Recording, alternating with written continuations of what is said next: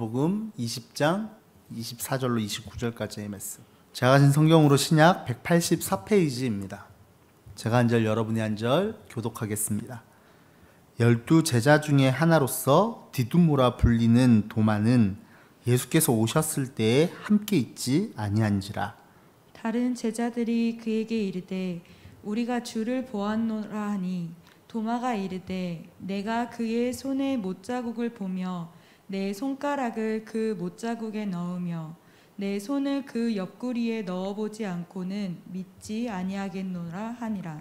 여드레를 지나서 제자들이 다시 집 안에 있을 때에 도마도 함께 있고 문들이 닫혔는데 예수께서 오사 가운데 서서 이르시되 너희에게 평강이 있을지어다 하시고 도마에게 이르시되 내 손가락을 이리 내밀어 내 손을 보고 내 손을 내밀어 내 옆구리에 넣어보라.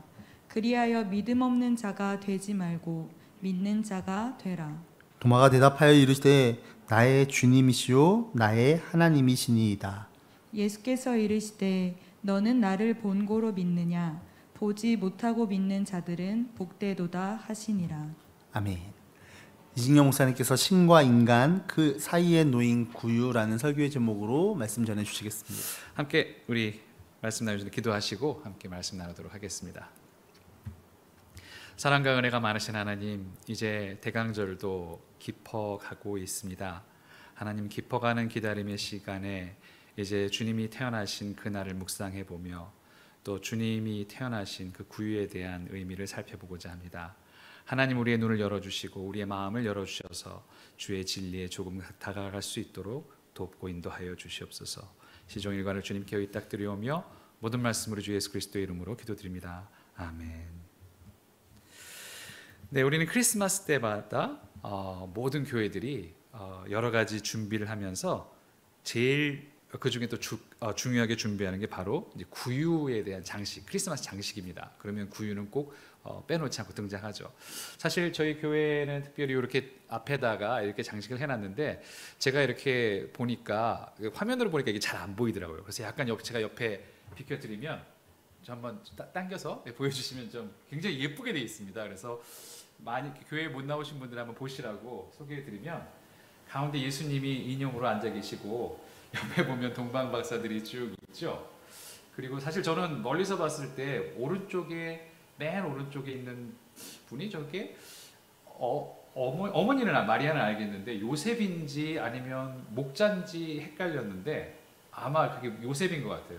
지금 자세히 보니까 예수님 우리가 보기에 왼편 바로 옆에 목자가 이렇게 무릎 꿇고 있는 거 봐서는 목자인 것 같아요. 그래서 이렇게 아름답게 꾸며져 있고 밑에 아래 보시면 양들도 몇 마리가 여러 마리 이렇게 있습니다. 그래서 양들도 있고 또 예수님이 아기 인형으로 저렇게 쫙 있죠. 사실 중심은 아기 예수님이겠죠. 그래서 예수님만 인형으로 두고 나머지는 다 실루엣으로 처리가 되어 있는, 그래서 예수님만 바라보자 뭐 이런 것 같은 느낌인데, 이 구유가 사실은 어떤 형태든 모든 교회들이 다 크리스마스 때가 다가오면, 성탄절이 다가오면 구유를 이렇게 장식해 놓은 모습들을 볼 수 있습니다.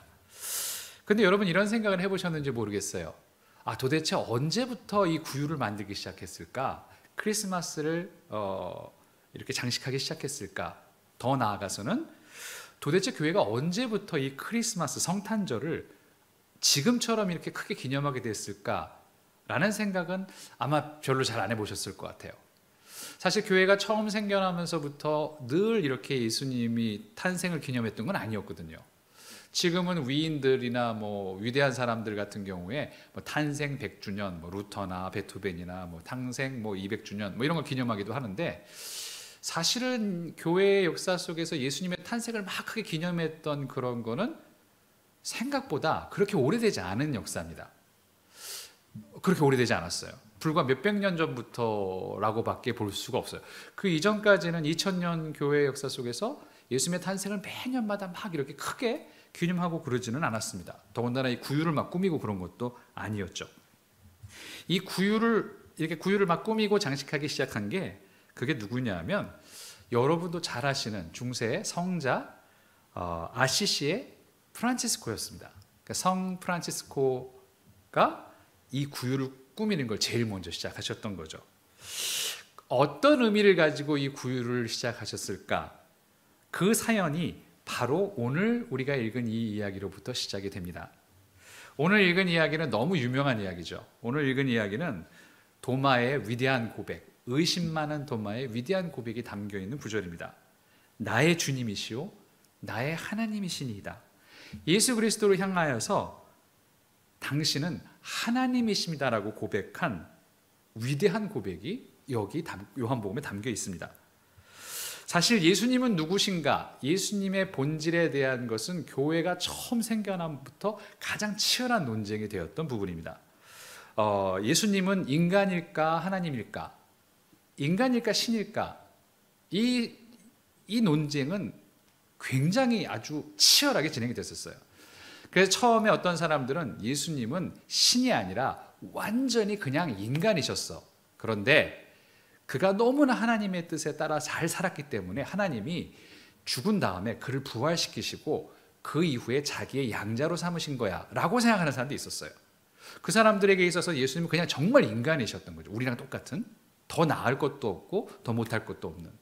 그러나 한편에서는 또 아주 극단적으로 어떻게 생각하는 사람도 있었냐면, 아니야, 그분은 완전히 하나님인데 인간으로 오셔서 이렇게 껍데기만 인간을 입고 계셨던 하나님이셨어 라고 주장했던 사람들도 있었어요. 그런 사람들이 그 유명한 영지주의라고 얘기하는 사람들인데, 그래서 그 사람들은 어떻게까지 생각했냐면, 십자가에서 예수님이 돌아가신 것도 그게 진짜 죽을 리가 없어. 신이 어떻게 죽어? 그건 그렇게 보인 것 뿐이야 라고 주장을 했어요. 그럼 거기서 죽은 건 누구야? 라고 했더니 그건 구레네 시몬 있잖아, 걔가 대신 죽은 거야, 이렇게 주장을 했었어요. 이게 뭐 장난이 아니라 정말 아주 심각하게 그렇게 주장을 했었던 사람들이 있었습니다. 이 둘 사이는 아주 굉장히, 이 두 극단 사이에서 굉장히 많은 논쟁이 있었다가 결론적으로 내린 결론이, 교회가 내린 결론은 우리가 지금도 잘 아는 것처럼 그분은 참 하나님이고 참 인간이다라는 결론을 내렸어요.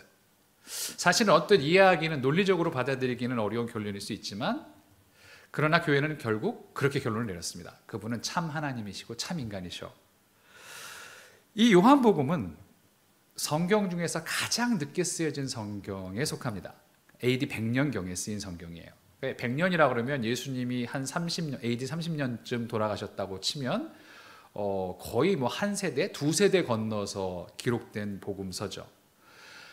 그 마지막에 기록된 그 AD 100년쯤에는, 그러니까 말하자면 지금 우리가 얘기한 예수님은 참 하나님이고 참 인간이야 라는 것이 이제 결론이 돼 있는, 그래서 그렇게 결정된 것이 요한복음에서 우리가 읽은 바로 이 부분에서는 그대로 반영되어 있는, 고스란히 들어와 있는 그런 성경 구절인 거죠.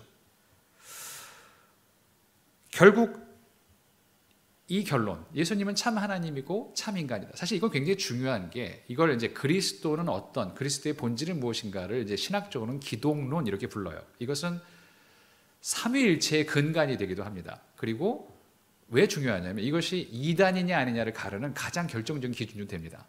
그러니까 이단이냐 아니냐를 결정을 지는 결정 기준 중에 하나가 예수 그리스도를 무엇으로 보느냐가 굉장히 중요한, 지금도 중요한 결론이 되거든요. 그렇게 해서 결국 우리는 예수님은 하나님이야라는 것을 교회는 이제 지켜왔고 그렇게 고백해 왔던 거죠. 인간이지만 동시에 하나님이시다라는 것을 지킨 거죠. 그런데 2000년 전에는 정말 실제로 우리가 눈으로 볼 수도 있었고, 그 당시 사람들은 만질 수도 있었고 경험할 수 있었던 그 인간 예수님을 신이야 라고 고백하는 순간 신앙의 행태가 생각지도 못한 방향으로 완전히 바뀌고 말았습니다. 이때부터 예수님을 하나님으로 고백하면서 하나님에게 하는 것처럼 예수님에게도 뭘 하기 시작하냐면 그를 믿어야 된다라는 생각들이 나타나기 시작한 거예요. 우리에게는 굉장히 흔한 생각이죠. 예수님을 믿자라는 말이 굉장히 흔하고 당연한 말 같지만 이 말이 처음 생기게 된 게 바로 그때부터입니다. 예수님은 믿는 대상이다. 마치 하나님을 우리가 믿는 것처럼 예수님도 우리는 믿어야 된다라는 그 생각이 처음으로 들어오게 됐고, 예수를 믿자, 우리가 지금 흔히 얘기하는 예수를 믿고 천국에 가자라는 그 표현이 그때부터 시작될 수 있었던 거죠. 말씀드린 요한복음에는 예수님은 바로 하나님이시라는 표현이 가득 들어 있습니다. 뭐 여러 표현이 있지만 그 중에서 대표적인 두 군데만 말씀드리면 요한복음 10장 30절에서 예수님은 이렇게 얘기하죠. 나와 아버지는 하나이니라.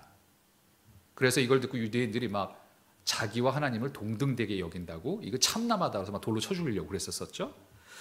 요한복음 14장 1절에서는 예수님이 이렇게 말씀하십니다.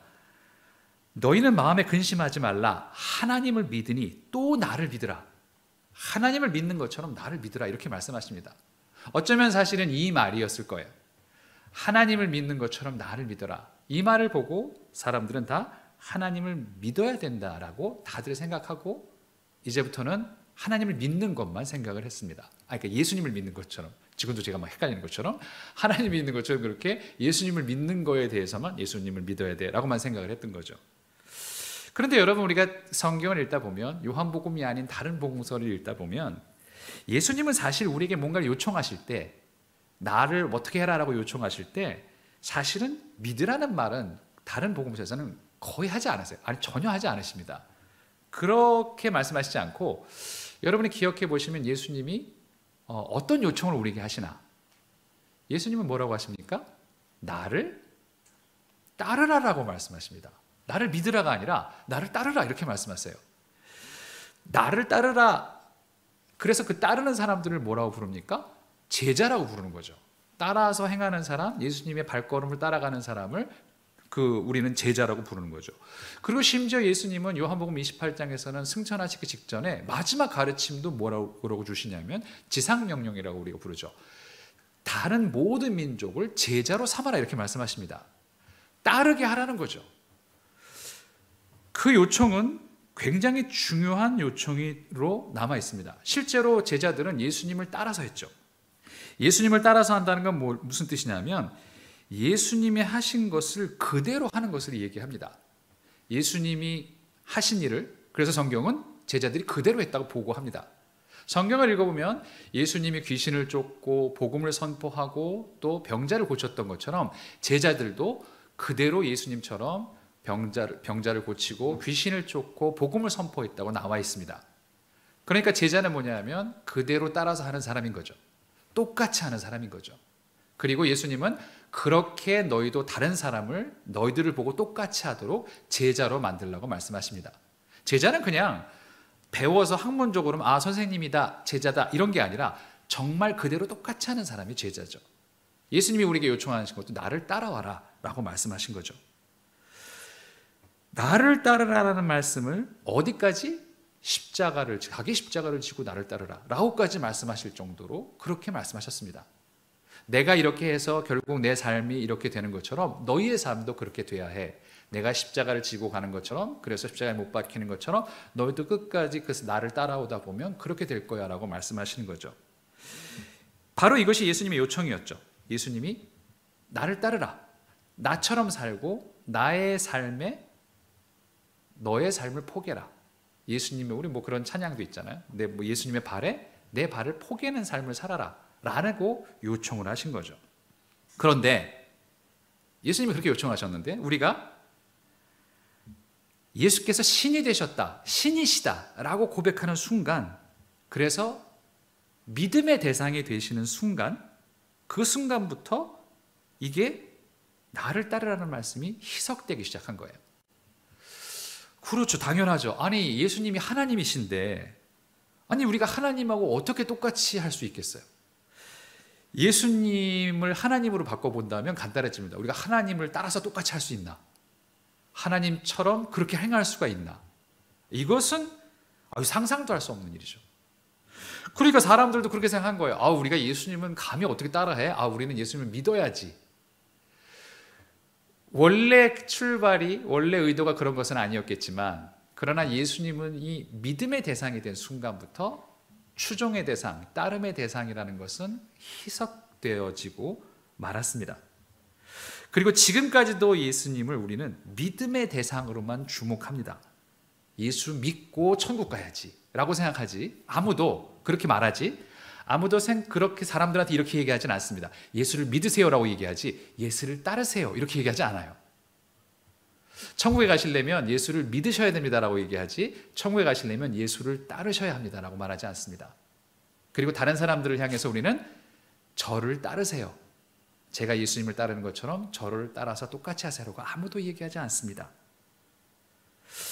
의도하지는 않았겠지만 이렇게 예수님이 하나님이시라는 것을 강조함으로써 결국은 믿음의 대상으로 예수님을 만들어버리고, 야, 이 신인 예수를 우리가 어떻게 따라할 수 있겠어? 일반인 보통 사람이 어떻게 따라할 수 있겠어? 라는 생각이 팽배하게 되고 만 것도 사실입니다. 그러면서 점점 예수님을 따라서 똑같이 해야지라는 생각도 신앙에서 점점점 의도치 않게 사라져버리게 된 거죠. 사실 이런 생각은 중세 기독교에도 영향을 많이 미치긴 했습니다. 교회가 점점점 커져가면서 이제 중세에는 이제 기독교 국가가 됐을 때, 아야, 어떻게 우리가 예수님이랑 똑같이 할 수 있어? 예수님의 가르침을 어떻게 할 수 있어? 라는 생각을 하면서, 여러분 중세 기독교의 특징이 수도원이잖아요. 그리고 수도사가 가장 중요한 특징 중에 하나잖아요. 근데 사실 그게 곰곰이 생각해보면 왜 그게 생겼냐 하면, 돌이켜보면 이런 겁니다. 우리 모두는 일반적으로 예수님의 말씀들을 다 그대로 따라할 수는 없어. 어떻게 뭐 왼뺨을 때리는데 오른뺨을 돌려대고, 아니면 어떻게 7번씩 70번을 용서하고, 야, 어떻게 친구한테 바보라는 말 한마디 했다고 지옥까지 가는 거야. 그거는 우리는 그렇게 못하지 라고 생각하면서, 이걸 할 수 있는 건 소수의 사람들일 뿐이야 라고 소수 정예를 만들어 놓은 게, 말하자면 그게 신앙의 소수 정예를 만들어 놓은 게 그게 이제 수도사들이었던 거예요. 그러면서 이거는 이 사람들만 할 수 있는 거니까 이 사람들만 해야 돼. 마치 지금 신부님이나 목사님들만 할 수 있는 거지. 이거 우리는 안 되는 거지. 우리는 그냥 보고만 있을래 라고 생각하는 거죠. 그런 생각으로 결국은 수도원들이 생기고, 자기들은 그것 속에서 이제 마음의 안심을 느낀 거죠. 우리는 그렇게까지는 안 해도 되니까 라고 생각하는 것이, 어떻게 보면 그게 중세 기독교가 가지고 있었던 그런 신앙의 태도의 모습이었고, 결국 그것의 근저에 보면, 그 깊은 곳에 보면 그 바탕에 예수님은 하나님이야, 그러니까 우리는 믿는 거지 따르는 건 아니야, 그대로 행할 수는 없어 라는 생각이 그 밑에 깔려 있었던 거죠. 결국 교회는 그렇게, 중세교회는 예수님의 특별히 산상설교에 나오는 그 모든 말씀들을 그렇게 희석을 시켰습니다. 그 윤리들을 희석을 시켰죠. 나한테 직접 하는, 그거는 소수의 누구나 할 수 있는 사람들만 하는 거지 라는 걸로, 그렇게 나하고 거리가 먼 것으로 이렇게 치부를 해버린 게 중세의 교회였죠.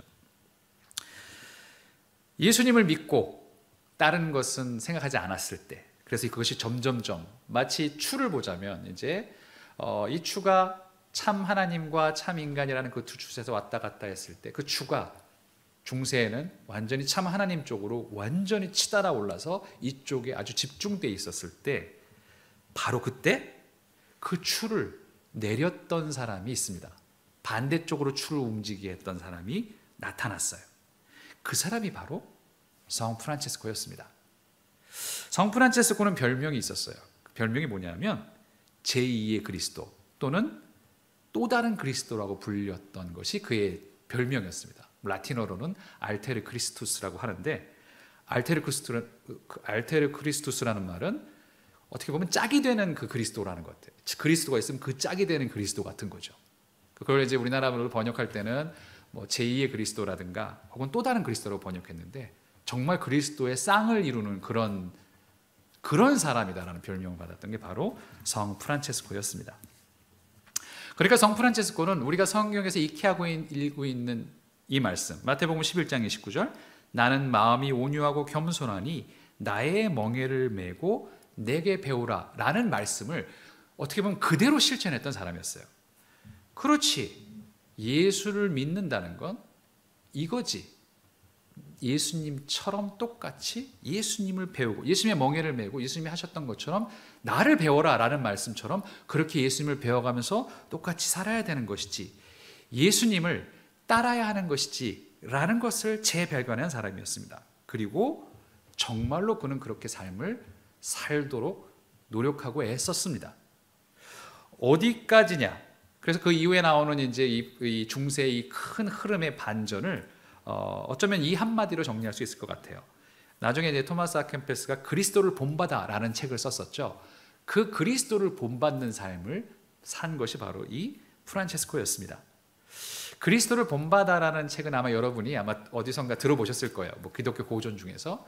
근데 이게 참 재미있습니다. 번역이 그리스도를 본받아라고 되어 있는데 원래 라틴어로는 imitatio Christi 이렇게 되어 있어요.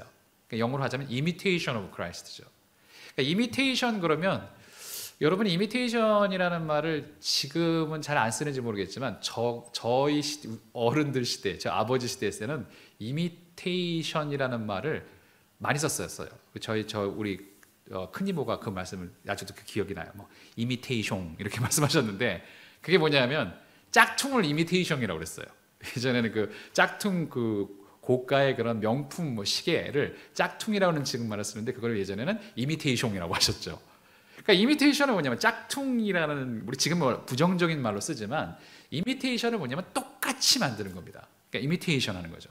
그러니까 똑같이 만든다는 거죠. 그러니까 똑같다는 거죠. 그러니까 그리스도를 본받아라고 우리 번역을 했지만 본을 받자라는 것보다는 사실 그 의미는 똑같이 그리스도와 똑같이라는 말입니다. 무엇을? 그의 신성을? 아니죠. 그의 인간으로서의 삶을 똑같이 살아야 된다라고 생각했던 거죠. 프란치스코는 그렇게 살았었고 그 마지막 최종적인 상징이 뭐냐면 바로 그가 말년에 굉장히 신비적인 체험을 한 것 중에서 오상을 받은 사건이 바로 그것에 아주 정점을 찍는 사건입니다. 오상이라고 얘기를 하면 그게 5가지 상처죠. 이거를 이제 성흔이라고도 합니다. 거룩한 흔적이라고도 하는데요. 이 말은 이제 갈라디아서 6장 17절에서 따온 말씀이에요. 바울이 이렇게 얘기하죠. 이후로는 누구든지 나를 괴롭게 하지 말라. 내가 내 몸에 예수의 흔적을 지니고 있노라. 이때 예수의 흔적을 이제 원어에 이제 스티그마타 이렇게 되어 있어요. 스티그마는 낙인을 찍는 것 같은 그런 거죠. 그 흔적, 말하자면 그래서 이제 그 오상이라는 우리 그 프란체스코가 받았던 오상을 우리가 스티그마타라고도 부르는데 오상이면 5개 상처예요. 왜냐면 예수님이 십자가에 못 박혔을 때 난 5개의 상처죠. 오른손과 왼손에 십자가에 못 박혔던 상처, 그리고 두 발에 있는 상처, 그리고 옆구리에 있는 상처, 이렇게 합쳐서 5개의 상흔을 오상이라고 부릅니다. 실제로 신비주의 전통에서는 실제로 최근까지도 보면 신비주의 영역에서는 이 오상 현상이 자주 일어나긴 해요. 가끔씩, 자주는 아니겠죠? 가끔씩 일어나긴 합니다. 실제로 보면 신의 아그네스 같은 연극이죠. 연극 같은 데도 보면 막 오상을 받는 그 장면이 나오죠. 이렇게 막 여기서 막 갑자기 피가 막 흘러나오고 두 손과 발과 옆구리에서 피가 흘러나오는 현상이 있는데 그 프란치스코가 바로 그것을 받았다는 거예요. 오상을 받고 그 마지막 말년의 신비주의 체험 속에서. 그러나 사실 그 이야기는 프란치스코가 신비로웠다는 얘기를 강조하기 위해서가 아니라 그렇게까지 예수님과 똑같았다는 말을 그 사실을 강조하기 위한 것이었습니다. 그만큼 이미테이션이 돼 있었다는 거죠. 그래서 사람들은 그것을 보고 이 사람은 정말 그리스도와 똑같은 짝을 이루는 그리스도야라고 얘기를 했던 거죠. 바로 그 성 프란체스코로부터 시작한 것이 이 크리스마스의 구유의 장식입니다. 그가 제일 먼저는 아닐 수 있겠죠. 그렇죠. 제일 먼저죠. 이 장식을 만들고 교회 안에서 장식을 만들고 그 이후로 이것을 교회가 계속 만들어 오기 시작했어요. 그리고 이 크리스마스를 중요한 절기로 생각하기 시작했죠. 왜냐? 프란체스코는 뭘 보여주고 싶었냐면 예수님을 인간으로 보여주고 싶었던 것입니다. 프란체스코는 인간이신 예수님의 삶을 주목하고, 그러니까 인간의 시작은 뭐예요? 아기로 태어나잖아요. 아기로 태어나서 점점점 아이가 됐다가 자라고 청년이 되고 성인이 되고 그리고 삶을 살죠. 그 처음을 보여주기 위해서 구유를 만든 거예요. 그러니까 사실은 구유의 의미는 프란치스코가 그것을 처음 만들었던 의미는 우리는 지금 그것을 하나님이 인간이 되셨다라는 성신을 강조하기 위해서 만들고 있지만 사실 하나님이 인간이 되셨다는 것에 있어서 강조점은 여전히 하나님이잖아요. 하나님이 인간이 되신 거니까. 그런데 프란치스코가 처음 만들었던 구유는 사실 그 의미보다 무엇을 더 강조하고 싶었냐면 그분은 이렇게 인간이었다라는 것을 강조하고 싶었던 거예요. 이렇게 아기로 태어나고 또 우리랑 똑같이 이렇게 자라신 분이다라는 것을 강조하기 위해서 구유를 만들었던 거죠. 그분은 악이었어. 이렇게 만들었던 거죠. 그걸 강조하고 싶었던 거죠. 그러면 뭐 애기로운 모습을 나타낸 게 처음냐? 그건 아니었어요. 중세에도 보면 여러분이 많은 성모상의 그림이 있습니다. 또 조각상이 있죠. 그런데 여러분 중세 성모상과 조각상을 보면 거기 예수님 표정은 아마 여러분 기억하실 거예요. 애기가 아니죠. 이거는 뭐 막 어떤 심지어는 어떻게 그 뭐 마리아 품 안에서 막 탁 손을 들고 막 이러고 있는 장면도 애기가 약간 뭐 저게 애기야 싶을 정도로 징그러울 정도 아우 이게 뭐 저게 애기지? 라고 싶은 모습이 있어요. 얼굴은 완전히 그냥 막 어른 얼굴을 하고 있고 그건 뭘 그린 걸까요? 그분은 하나님이셨다는 걸 보여주고 싶은 거죠. 그분을 통해서 하나님을 묘사하려고 그렇게 묘사를 한 거죠. 정말 악인 모습을 보여주는 것이 아니라 아기를 그릴 때조차도 성모상을 그릴 때조차도 하나님으로 그리신 거죠. 그렇게 묘사를 했던 거죠, 예수를. 그러나 프란치스코는 그 모든 것들을 뒤엎고 아니야. 그분은 인간이야. 아기로 태어난 이렇게 우리랑 똑같은 성정을 지닌 인간이야를 강조하고 하기 위해서 그 구유를 만들었던 것입니다. 이렇게 성탄절은 예수님이 인간이었다는 것을 기억하고 기념하는 절기입니다. 프란치스코는 바로 그 점을 우리에게 알려준 거죠. 그러니까 우리도 그와 똑같이 살아야 되는 거야. 그분은 우리랑 다른 분이 아니야.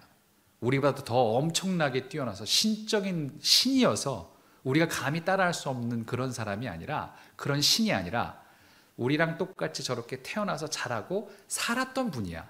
사람들을 만나고 사람들과 논쟁하고 사람들을 사랑하고 사람들 속에서 섞여 살았던 그런 분이야. 우리도 그렇게 살아야지 라는 것을 보여주기 위해서 그 성탄의 구유를 만들었던 것이죠. 인간으로서의 예수와 신으로서의 예수 사이에서 참 하나님과 참 인간 사이에서 참 하나님 쪽으로 끝도 없이 추가 올라갔을 때 이 참 인간 쪽으로 추를 끌어내렸던 그렇게 강조했던 바로 그 사건이 바로 이 구유였습니다. 바로 이때부터 교회가 오랫동안 잊고 있었던 정말 인간이었던 아기 예수를 되살리고 별로 중요하게 생각하지 않았던 성탄 축일을 소중한 날로 만들었던 거예요. 사실 프란치스코 이전까지는 성탄 축일은 여러 축일 중에 하나지만 뭐 그다지 그렇게 의미 있는 축일은 아니었다고 해요. 뭐 부활절 이런 건 더 사순절 이런 건 굉장히 대단한 축일이지만 이게 무슨 뭐 사순절은 축일은 아니죠. 부활절은 축일이지만 뭐 성탄절 자체를 그렇게 크게 뭐 아주 기쁘게 막 이렇게 크게 축일처럼 성대하게 지내지는 않았다는 거죠. 그러나 프란치스코는 바로 그 자리에서 이 성탄 축일을 축일 중에 축일로 기뻐하면서 그렇게 사람들한테 설교하고 가르치고 그렇게 이것을 기쁘게 지냈다고 합니다. 거기서부터 교회는 계속 그 전통을 이어내리고 있는 것이죠. 신이신 예수를 믿자라는 거대한 흐름과 거대한 물결 속에서 프란체스코는 인간 예수를 따르자라고 이야기하며 결국 제2의 그리스도로 삶으로 보여주었던 것입니다. 프란체스코의 발견은 우리 모두에게도 생각할 거리를 던져줍니다. 우리는 그저 예수를 믿는 것에만 온통 관심을 가지고 있지 않은가 생각을 해봅니다. 우리의 언어가 그렇잖아요. 예수를 믿자, 예수를 믿으세요. 예수 믿으세요라고 얘기하지 예수 따르세요라고는 안 하고 있는 이 모든 것들이 우리가 어떻게 하고 있는가를 잘 보여주죠. 예수를 믿고 천국에 가는 것만 생각하다가 오히려 예수님께서 가장 많이 말씀하시고 가장 자주 말씀하셨던 나를 따르라라는 음성을 잊어버리고 있는 것은 아닌가라는 생각을 해보게 됩니다. 사실 믿는 것은 원래 그런 건 아니었겠지만 우리는 믿음을 이렇게 생각합니다. 믿음은 생각이나 의견이죠. 예수를 믿으세요. 예수를 믿고 천국 구원받으세요 했을 때 우리는 이렇게 생각하죠. 예수님은 나를 구원해 주신 구세주이십니다. 하나님의 아들이시고 나를 위해 십자가에 돌아가신 분이십니다. 예, 바로 그겁니다. 이제 예수를 믿으시는군요. 그런데 사실 어떻게 보면 사실 그건 생각이나 의견이죠. 나는 그렇게 생각합니다. 그렇게 믿어요. 원래는 그게 믿음이라는 것이 생각과 의견만을 가리키는 게 아닐 텐데 우리는 그렇게 받아들이고 있는 것 같은 모습들을 자주 보게 됩니다. 그렇게 생각하면 나는 구원을 받는 거야. 믿는 것은 생각이고 예수님을 따르는 것은 마치 실천처럼 생각하죠. 그렇게 믿는 사람이 이게 실천도 해야 돼. 마치 격가지처럼. 그런데 정말 그런 것일까? 믿으면 그냥 생각이나 의견에 불과하고 예수님을 따르는 것은 그 다음에 어떤 행동이나 그런 실천, 우리가 가능한 한에서 하는 실천에 불과한 것일까? 그럴 리가 없는데도 우리의 악한 본성은, 유혹에 빠지기 쉬운 우리의 본성은 그렇게 만들어 버리고 만 것 같습니다. 그냥 그렇게만 우리가 생각하면, 그렇게만 믿으면 우리의 구원이 이미 결정되어 있는 것처럼 그렇게 편하게 만들어 버린 것은 아닌가 생각을 해봅니다. 마치 중세 사람들이 그걸 내가 어떻게 다 해, 저 사람들만 하면 되는 거지 라고 생각했던 것처럼 우리는 그렇게 예수님을 편하게 믿고 있는 것인지도 모르겠습니다. 그러다 보니까 자연히 교회는 세상과 분리되고 목소리를 잃어버리게 됩니다. 세상보다는 교회에서 예수님을 믿는 것만 잘하면 되니까 라고 생각하는 것이었겠죠. 그러나 예수님은 그렇게만 말씀하신 분이 아니고 프란체스코는 그렇게만 받아들였던 것은 아니었습니다. 마가복음 10장에 보면 예수님께 영생을 물으러 왔던, 어떻게 하면 구원을 받을 수 있을까를 물으러 왔던 부자 청년의 이야기가 나옵니다. 그걸 똑같이 전하는 다른 복음서와 달리 다른 복음서에서는 이 사람이 약간 좀 이렇게 시니컬하게 예수님을 막 이렇게 약간 비판하는 것처럼 나오는데, 마가복음에서 보여지는 이 부자 청년은 전혀 그렇지 않습니다. 정말 계명을 다 지켰던 사람이죠. 그래서 21절에 보면 예수님이 그를 보시고 사랑하사 이런 말씀이 나옵니다. 그리고 나서는 이렇게 말씀하시죠. 네게 아직도 부족한 한 가지 것이 있으니 가서 네게 있는 것을 다 팔아 가난한 자들에게 주라. 그리하면 하늘에서 보화가 네게 있으리라. 그리고 와서 나를 따르라 라고 말씀하시죠. 이 말씀이 그 사람에게만 해당되는 말일까? 아닙니다. 적어도 프란체스코는 아니라고 생각했던 거죠. 프란체스코는 이 말씀 그대로 했던 사람입니다. 자기가 가지고 있는 것을 모두 다 팔아버리고 가난한 사람들이 주고 아버지와의 연을 끊고, 그리고는 예수님을 따라 특별히 가난을 그 중심에 두고 살았던 사람이었죠. 정말 예수님을 따랐던 사람이었습니다. 우리는 그렇게 따라서 정말 똑같이 이미테이션하면서 살았던 그 프란체스코의 삶을, 그의 따름을 다시 한번 생각할 필요가 있습니다. 심지어 예수님을 하나님이라고 그렇게 선언했던 요한복음조차도 나를 따르라는 주님의 명령을 없애버린 건 아니었습니다. 우리는 지금 예수님을 믿는 것으로 인해서 예수님을 따른다는 것을 다 별로 중요하게 생각하지 않지만 요한복음 12장 26절에서 이렇게 말씀하십니다. 사람이 나를 섬기려면 나를 따르라. 나 있는 곳에 나를 섬기는 자도 거기 있으리니 사람이 나를 섬기면 내 아버지께서 그를 귀히 여기시리라. 나를 섬기려면 나를 따르라. 나 있는 곳에 나를 섬기는 자도 거기 있을 것이다. 요한복음은 그렇게 예수님을 하나님이라고 선언하지만, 그러나 다른 예수님의 삶을 똑같이 따르는 것에 대해서 결코 잊지 않습니다. 아버지께서 일하시니 나도 일한다라고 말씀하신 분이 예수님이셨고, 그렇게 말씀하신 예수님께서 나를 따르라. 내가 있는 곳에 나를 섬기는 자도 있을 것이다 라고 말씀하십니다. 지금 예수님은 어디에 계실까요? 교회 안에만 계실까요? 오히려 예수님은 지금도 그때처럼 일하시는 것처럼 교회 밖 세상 속에서 있어야 할 곳에 분명히 계시면서 지금도 열심히 일하고 계실 거예요. 그러면서 이렇게 우리에게 말씀하시는 거죠. 나를 섬기는 자도 내가 있는 곳 바로 거기 있을 것이다. 우리가 교회에 모이는 것은 이 사실을 확인하고 이것을 잘 살기 위해서 우리의 구원의 기쁨을 감사하고 함께 그것을 확인하고, 그리고 흩어지기 위해서 모이는 것이 일주일에 한 번 이 시간입니다. 그리고 우리는 흩어져서 세상 속에서 주님이 계신 곳을 찾아가서 주님이 계신 곳에서 함께 주님을 섬기는 사람으로 살아야 되겠죠. 나를 따르라라는 말씀은 사실 예수님은 항상 움직이고 계신 분이라는 것을 또 말해줍니다. 언젠가 말씀드린 것처럼 와라가 아니라 따르라잖아요. 가만히 계시면 일로 와라라고 말씀하셨겠죠. 근데 나를 따르라라고 말씀하신 건 항상 움직이고 계시다는 얘기죠. 그러니까 우리는 따라가야 되는 거잖아요. 움직이고 계시니까. 지금도 예수님은 끊임없이 세상 속에서 움직이고 계십니다. 그리고는 말씀하시는 거죠. 나 있는 곳에 나를 섬기는 자도 거기 있을 것이다. 나를 따라라. 요한복음 21장 22절에는 예수님의 마지막 말씀도 있죠. 저 예전에 한번 그 말씀, 예수님의 마지막 말씀에 대해서 한번 나눈 적도 있잖아요. 너무 흥미롭다, 재밌다. 그게 너랑 무슨 상관이냐 이런 말 들었잖아요. 이 사람은 어떻게 될까요? 그 예수님 요한복음을 기록했던 제자였을 텐데 아마 이 제자는 어떻게 될까 그랬더니 그게 뭐 그 사람이 돌아올 때가 올 때까지 여기 이 사람 두둔한데 그게 너랑 무슨 상관이라 말씀하셨다잖아요. 내게 무슨 상관이냐. 그리고는 마지막에 하신 말씀이 요한복음의 마지막 말도 그거예요. 너는 나를 따르라 이 말씀이었어요. 그런 거 신경 쓰지 말고 너는 나를 따라와라. 예수님은 하나님이시다 라고 고백했던 요한복음조차도 끊임없이 예수님을 따라야 한다는 사실을 더 강조하고 있습니다. 오히려 다른 복음서보다 더 강조하고 있죠. 이 사실은 예수님을 믿는다는 것이 예수님을 따르는 것과 분리될 수 없다는 것을 이야기합니다. 예수 믿고 구원받으세요라는 말씀이 예수를 따르시고 구원받으세요라는 말씀과 다르지 않다는 것을 요한복음은 말해줍니다.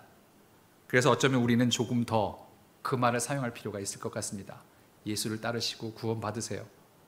저를 따라서 예수님을 따라오세요 라고 말하는 것이 어쩌면 우리에겐 더 필요할지도 모르겠습니다. 우리에게는 어쩌면 지금 이 시대에는 이 프란치스코의 깨달음이 다시 필요한지도 모르겠습니다. 예수님은 참 하나님이시기도 하지만 참 인간이시기도 하십니다.